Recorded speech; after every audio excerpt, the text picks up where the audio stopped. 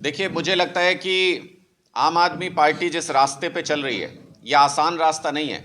जब हम अरविंद केजरीवाल जी से हरियाणा के बारे में चर्चा करते थे तो अरविंद केजरीवाल जी हमें हमेशा ये कहते थे कि ऐसा नहीं है कि भारतीय जनता पार्टी तश्तरी में रख के सरकार दे देगी आपको तोड़ा जाएगा, आपके खिलाफ साजिशें होंगी, आपके खिलाफ अत्याचार होंगे, लेकिन उन सब संघर्षों को, उस कठिन रास्ते को, उस कांटों भरे रास्ते को जो झेल सकता है, जो उसके ऊपर चल सकता है, वही इस बदलाव को सुनिश्चित कर सकता है।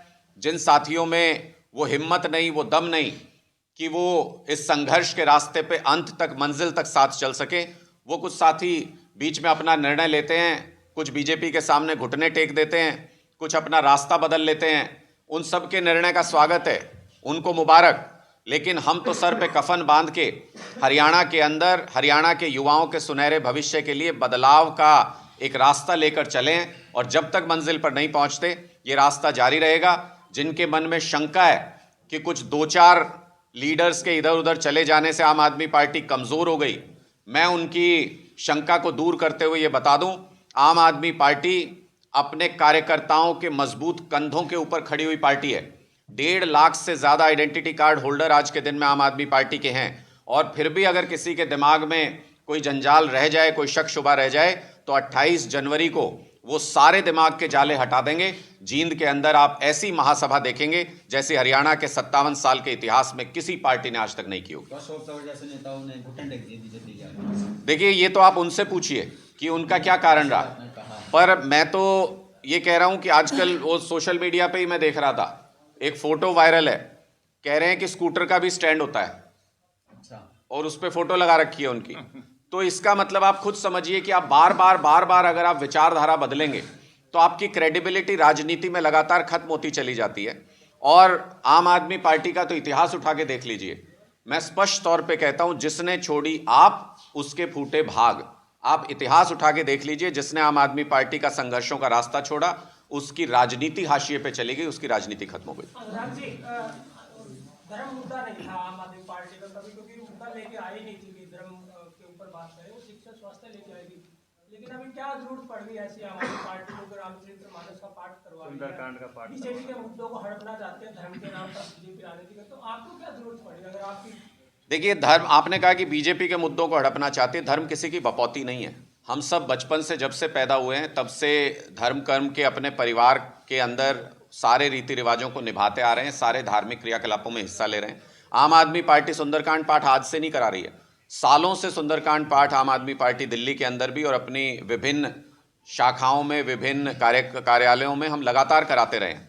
जहाँ तक आपने जिस संदर्भ में ये सवाल पूछा है, तो मैं उस संदर्भ में आपको बता दूं कि ये तो सबके लिए सौभाग्य की बात है कि राम जन्मभूमि पर राम मंदिर की में प्राण प्रतिष्ठा हुई।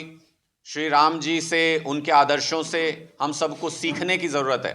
और सही मायने में अगर आप देखें तो राम राज्य का मतलब क्या है? राम राज्य का मतलब यही था कि जिस राज्य के अंदर सारी प्रजा सुखी हो, सबको मूलभूत सुविधाएं हो, किसी को भी भूखे पेट न सोना पड़े। अगर आप देखेंगे तो दिल्ली और पंजाब के अंदर राम राज्य की इसी अवधारणा के ऊपर अरविंद केजरीवाल जी की और आम आदमी पार्टी की सरकार चल रही है।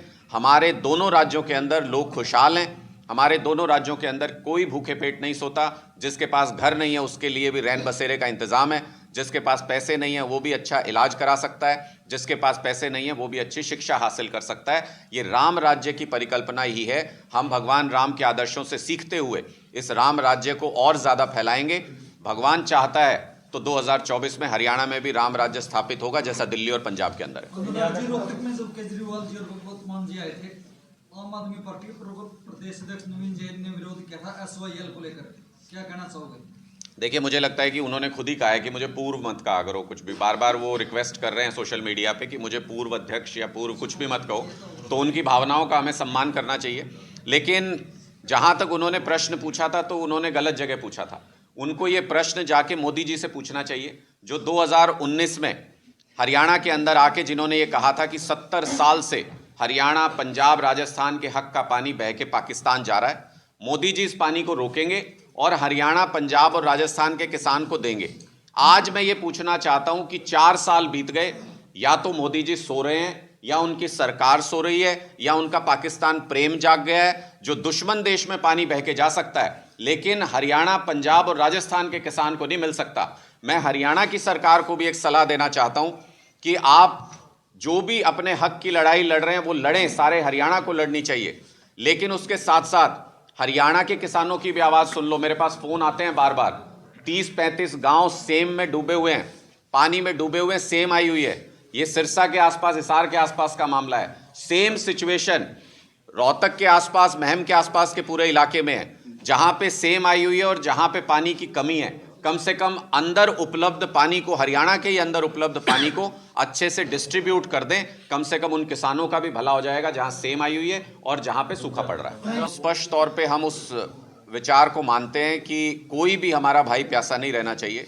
पंजाब को भी पानी मिले, हरियाणा को भी पानी मिले, राजस्थान को भी पानी मिले, और अगर किसी के पास पानी की कमी है तो उस कमी को दूर करने की पहली जिम्मेदारी परिवार के अंदर, जब तक पिता होते हैं तो परिवार के अंदर पहली जिम्मेदारी पिता की होती है। राज्यों को अगर भाई मान लेंगे तो पिता प्रधानमंत्री हैं इस देश के, उनको ये बताना चाहिए, ये सुनिश्चित करना चाहिए कि हरियाणा को, राजस्थान को, पंजाब को, दिल्ली को, इन सब को जहां भी पानी की कमी है उनको पानी कैसे मिलेगा।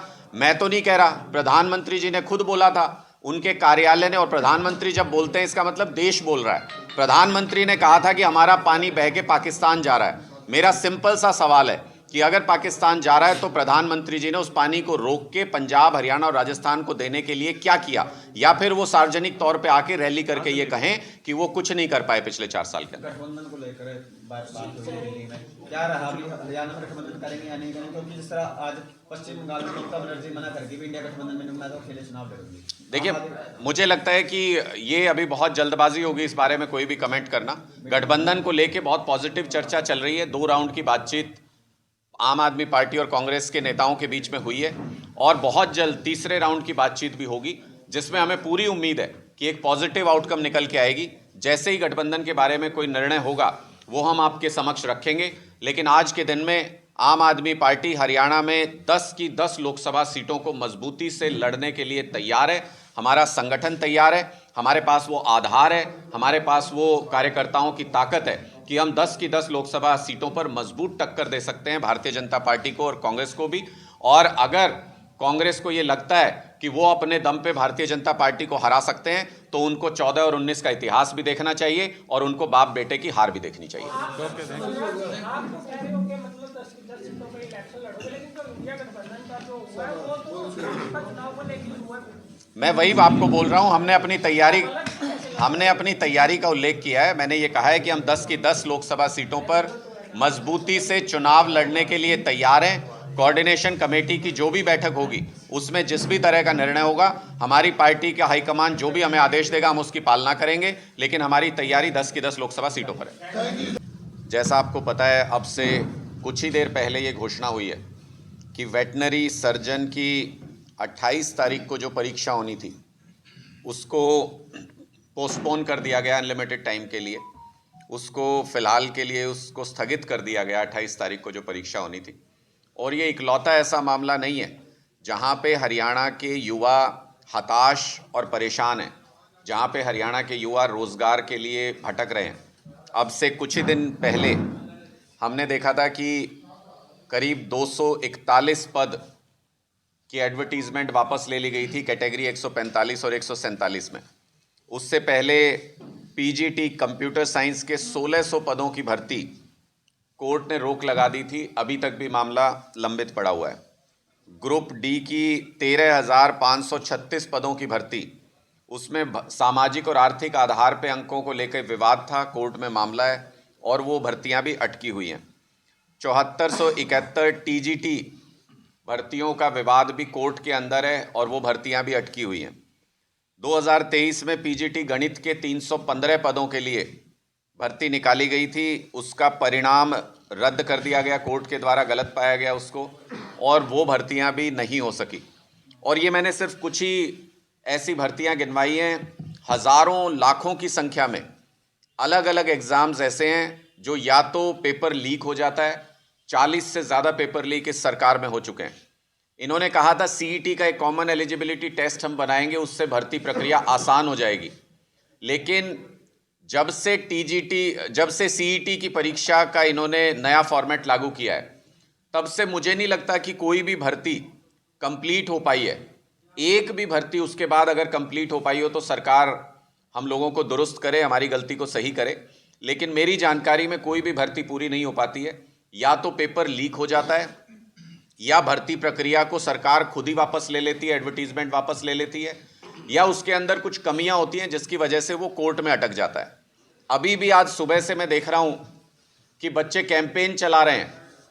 कैटेगरी 56 और 57 के जो बच्चे हैं वो कैंपेन चला रहे हैं सुबह से कि सरकार कोर्ट में जाके अर्ली हियरिंग की अपील क्यों नहीं करती, सरकार कोर्ट से पहले की तारीख क्यों नहीं मांगती। अप्रैल की तारीख दी गई है उस मामले में हाई कोर्ट के द्वारा, उसमें पहले की तारीख मांग करके जल्दी इस मामले का निपटारा सरकार क्यों नहीं कराती है, ये सवाल सरकार के सामने खड़ा है। इसका मतलब सरकार की नीयत नहीं है कि वो युवाओं को रोजगार दे।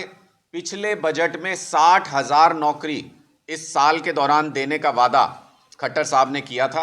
अब अगला बजट आने वाला है, लेकिन मुझे नहीं लगता कि 60,000 तो छोड़िए, मुझे नहीं लगता कि 1000 भर्ती भी कहीं पर ऑन रिकॉर्ड दिखा सकते हैं खट्टर साहब जो पिछले एक साल के दौरान हुई।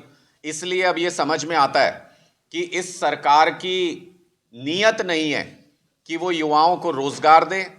इसलिए हरियाणा का युवा अब बदलाव मांग रहा है। 25 लाख युवा त्राही त्राही कर रहे हैं, हाहाकार मचा हुआ है हरियाणा में नौकरियों के लिए। इससे पहले मुझे नहीं याद आता कि भारत के इतिहास में कभी ऐसी स्थिति हुई हो। इसलिए हरियाणा का युवा अब तैयार है कि अगर उनके लिए रोजगार नहीं तो फिर खट्टर सरकार नहीं। और हरियाणा के युवा ने यह ठान लिया है कि इस बार बदलाव की राह वो पकड़ेंगे। हरियाणा के युवाओं की इसी आवाज़ को बुलंद करने के लिए, इसी बदलाव की जो आगाज़ है उसको बुलंद करने के लिए माननीय अरविंद केजरीवाल जी 28 जनवरी को बदलाव महासभा करने के लिए जींद में आ रहे हैं। माननीय भगवंत मान जी भी उनके साथ होंगे, जो बताएंगे कि कैसे पंजाब में उनकी सरकार आने के बाद से 40,000 से ज़्यादा नौकरियां कामयाबी के साथ, कोर्ट के अंदर कोई मामला नहीं गया, कोई परीक्षा स्थगित नहीं हुई, कोई पेपर लीक नहीं हुआ, और कामयाबी के साथ 40,000 से ज़्यादा सरकारी नौकरियां भगवंत मान सरकार पंजाब में दे चुकी है। तो साथ लगते हुए हरियाणा में क्या आफत आई हुई है, क्या परेशानी है कि हरियाणा की सरकार युवाओं को नौकरी नहीं दे पा रही है। इसलिए इन सारी चीज़ों को सरकार के सामने बुलंद आवाज़ में उठाने के लिए और हरियाणा के युवाओं की आवाज़ जो आज बदलाव की आवाज़ है उसको मजबूत करने के लिए 28 जनवरी को आम आदमी पार्टी ने बदलाव महासभा का आयोजन जींद के अंदर किया है। हम सभी युवाओं से आग्रह करते हैं, पूरे हरियाणा में जहां भी वो मेरी आवाज़ सुन रहे हों, आप सबके भविष्य के लिए आम आदमी पार्टी डट के खड़ी है। आम आदमी पार्टी आपको रोजगार देना चाहती है, हरियाणा का सुनहरा भविष्य बनाना चाहती है। आप सभी आमंत्रित हैं 28 जनवरी को बदलाव की इस आवाज़ को मजबूत करने के लिए जींद पहुंचिए। और पहली ऐसी महासभा होने जा रही है जहां मिनी हरियाणा जींद के अंदर इकट्ठा होगा, जहां पर हरियाणा के एक एक गांव से युवा, महिलाएं, बुजुर्ग पहुंचेंगे। यानी इस पूरी महासभा के अंदर पूरे हरियाणा की रायशुमारी होगी, पूरे हरियाणा की कॉन्शियस इसके अंदर शामिल होगी। इसलिए हमें पूरा विश्वास है कि जब अरविंद केजरीवाल जी और भगवंत मान जी बदलाव महासभा में आएंगे तो हरियाणा के अंदर बदलाव की एक मजबूत शुरुआत होगी और वहीं से हरियाणा के युवाओं का नया भविष्य, सुनहरा भविष्य लिखने की शुरुआत भी होगी। आपके कोई सवाल हैं तो आप बता दीजिए।